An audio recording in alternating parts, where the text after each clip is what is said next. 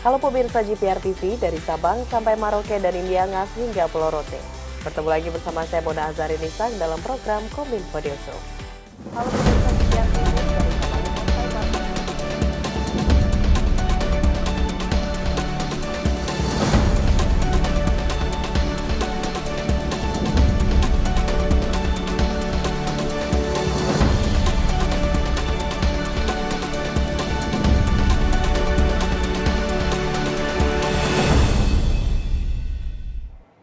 Pemirsa, kita ke informasi pertama. Komisi Pemilihan Umum telah mengundi nomor urut partai politik peserta pemilihan umum atau pemilu 2024.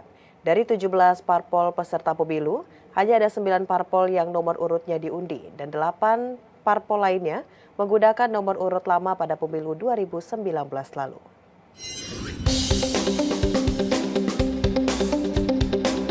Komisi Pemilihan Umum Republik Indonesia menetapkan nomor urut 17 partai politik peserta pemilu 2024 di Jakarta pada Rabu malam. Ketua KPU Republik Indonesia Hasyim Asyari dalam acara pengundian dan penetapan nomor urut parpol peserta pemilu tahun 2024 mengatakan, 17 partai yang akan mengikuti pemilu 2024 tersebut telah dinyatakan memenuhi syarat untuk lolos tahapan verifikasi faktual sehingga berhak menjadi peserta pemilu 2024. Menetapkan keputusan Komisi Pemilihan Umum tentang penetapan nomor urut partai politik peserta pemilihan umum, anggota Dewan Perwakilan Rakyat, dan Dewan Perwakilan Rakyat Daerah, dan Partai Politik Lokal Aceh, peserta pemilihan umum, anggota Dewan Perwakilan Rakyat Aceh, dan Dewan Perwakilan Rakyat Kabupaten Kota tahun 2024. Berikut nomor urut partai politik peserta pemilu 2024. Partai Kebangkitan Bangsa ada di nomor urut pertama. Partai Gerakan Indonesia Raya di nomor urut kedua. Partai Demokrasi Indonesia Perjuangan nomor urut ketiga. Partai Golongan Karya nomor urut keempat. Nomor urut kelima ditempati oleh Partai Nasional Demokrat. Nomor urut keenam Partai Buruh. Nomor urut ketujuh ditempati oleh Partai Gelombang Rakyat Indonesia. Nomor 8 Partai Keadilan Sejahtera. Partai Kebangkitan Nusantara di nomor urut 9. Partai Hati Nurani Rakyat ada di nomor urut 10, Partai Gerakan Perubahan Indonesia di nomor urut 11, Partai Amanat Nasional di nomor urut 12, Partai Bulan Bintang di nomor urut 13, Partai Demokrat di nomor urut 14, Partai Solidaritas Indonesia di nomor urut 15, Partai Persatuan Indonesia di nomor urut 16, dan 17 Partai Persatuan Pembangunan. Dari hasil tersebut disimpulkan, 8 dari 9 partai politik parlemen memilih untuk menggunakan nomor urut lama pada tahun pemilu 2024. Nomor urut lama artinya ke-8 partai politik tersebut tak mengikuti pengundian nomor urut parpol yang digelar oleh Komisi Pemilihan Umum. Informasi lainnya pemirsa, Kepulauan Widi yang terletak di Kabupaten Halmahera Selatan, Maluku Utara kian menjadi perbincangan masuk dalam situs lelang asing Sotheby's Concierge Auctions di New York, Amerika Serikat. Menanggapi hal tersebut, pemerintah akhirnya membatalkan MOU dengan PT Leadership Island Indonesia yang mengaku sebagai pemegang izin pengelolaan Kepulauan Widi.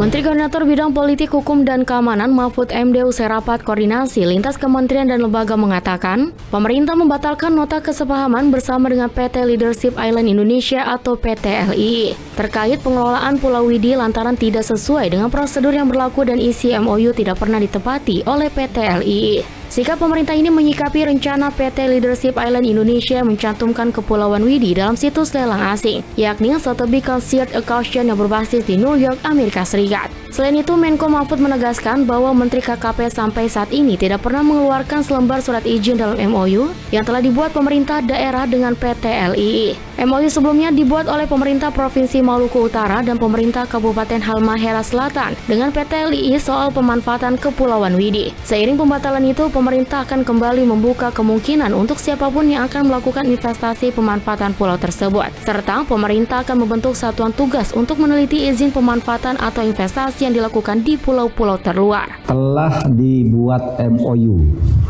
oleh pemerintah Provinsi Maluku Utara dan Kabupaten Halmahera Selatan. Isinya adalah pemanfaatan Kepulauan Widi yang terdiri dari 140 pulau itu disewakan untuk keperluan pembangunan wisata lingkungan.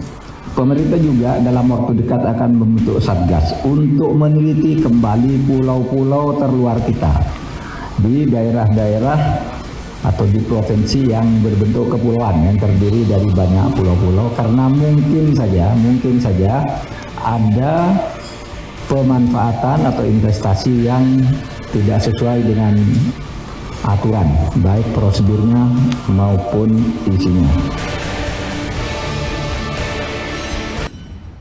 Pemirsa, pemerintah saat ini tengah melakukan tahap finalisasi aturan insentif bagi pembelian mobil atau motor listrik. Insentif tersebut akan diberikan kepada pembelian kendaraan listrik baik mobil maupun motor yang diproduksi oleh perusahaan yang memiliki pabrik di Indonesia.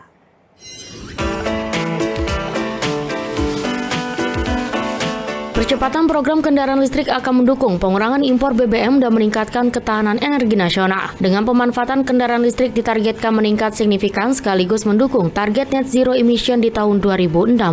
Upaya percepatan program kendaraan listrik pun telah disiapkan, mulai dari diterbitkan Peraturan Presiden Nomor 55 Tahun 2019 tentang percepatan program kendaraan bermotor listrik berbasis baterai dan Peraturan Menteri SDM Nomor 13 Tahun 2020 tentang penyediaan infrastruktur pengisian listrik untuk kendaraan bermotor listrik berbasis baterai. Sejalan dengan itu, Menteri Perindustrian Agus Gumiwang Kartasasmita membeberkan rencana insentif pembelian kendaraan listrik sedang dalam tahap finalisasi atau akan segera diluncurkan oleh pemerintah. Namun, diskon pembelian kendaraan listrik hanya berlaku bagi pembeli yang membeli mobil atau motor listrik yang diproduksi di Indonesia.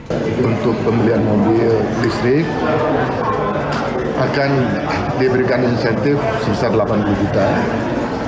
Untuk pembelian mobil listrik berbasis hybrid akan diberikan insentif sebesar 40 juta. Dan juga untuk motor listrik yang baru itu akan diberikan insentif sekitar 8 juta. Sementara motor konversi menjadi motor listrik itu akan diberikan insentif sekitar 5 juta rupiah.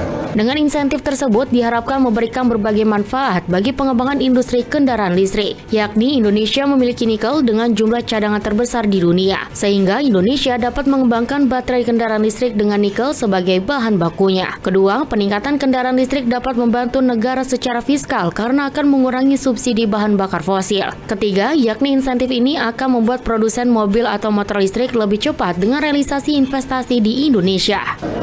Tentu manfaat yang keempat juga kita sebagai komunitas global ini sudah bisa membuktikan terhadap komitmen kita untuk mengurangi karbon.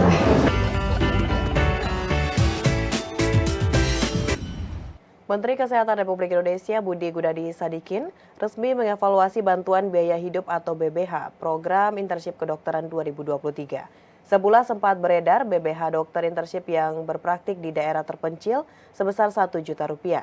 Kini kembali dipertahankan kebesaran sebesar 3 juta rupiah. Kementerian Kesehatan terus berupaya melaksanakan transformasi sistem kesehatan nasional. Salah satunya dengan memperkuat layanan kesehatan primer yang sifatnya preventif dan promotif di seluruh jaringan posyandu dan puskesmas di Indonesia. Menteri Kesehatan Budi Gunadi Sadikin dalam konferensi pers yang menyatakan bahwa pihaknya terus mendorong pemerataan tenaga kesehatan di daerah-daerah terpencil dengan menyediakan berbagai program dan salah satunya ialah program dokter internship. Sebelumnya, Kemenkes menemukan adanya besaran bantuan biaya hidup dokter internship hanya sebesar 1 juta rupiah. Merespon hal tersebut, Menkes melakukan evaluasi serta menginstruksikan untuk kembali mempertahankan besaran BBH ke nilai semula yakni 3 juta rupiah. Terdapat 6 kategori daerah yang tetap dipertahankan besaran BBH-nya, yakni kategori pertama di daerah terpencil perbatasan dan kepulauan, kategori kedua yakni di daerah Maluku, NTT, Papua, dan di luar daerah terpencil. Kategori ketiga yakni Kalimantan dan Sulawesi di luar daerah terpencil perbatasan dan kepulauan. Kategori keempat yakni di Sumatera dan NTT di luar ibu kota provinsi dan daerah terpencil. Kategori kelima adalah ibu kota provinsi Sumatera dan NTB, serta untuk kategori keenam yakni Jawa dan Bali. berdasarkan masukan yang kami terima, kami mengevaluasi besarnya bantuan biaya hidup berdasarkan 6 kategori daerah sebagai berikut. Yang pertama, kategori pertama adalah daerah terpencil, perbatasan, dan kepulauan. Kita akan berikan bantuan biaya hidup yang naik sangat tinggi, yaitu Rp6.499.575 per bulannya. Jadi untuk daerah-daerah terpencil, perbatasan, dan kepulauan sebagai kategori pertama, bantuan biaya hidupnya adalah Rp6.499.575 per bulannya. Untuk kategori kedua, yaitu daerah Maluku, Nusa Tenggara Timur, dan Papua, di luar daerah terpencil, perbatasan, dan kepulauan, jadi di luar daerah yang kategori pertama tadi, bantuan biaya hidupnya adalah Rp3.999.574 per bulannya. Kategori ketiga adalah Kalimantan dan Sulawesi, di luar DTPK, daerah terpencil, perbatasan, dan kepulauan, dengan nominal Rp3.727.034. Kategori keempat adalah Sumatera dan Nusa Tenggara Barat, di luar ibu kota provinsi dan daerah terpencil, perbatasan, dan kepulauan, dengan nominal Rp3.498.800.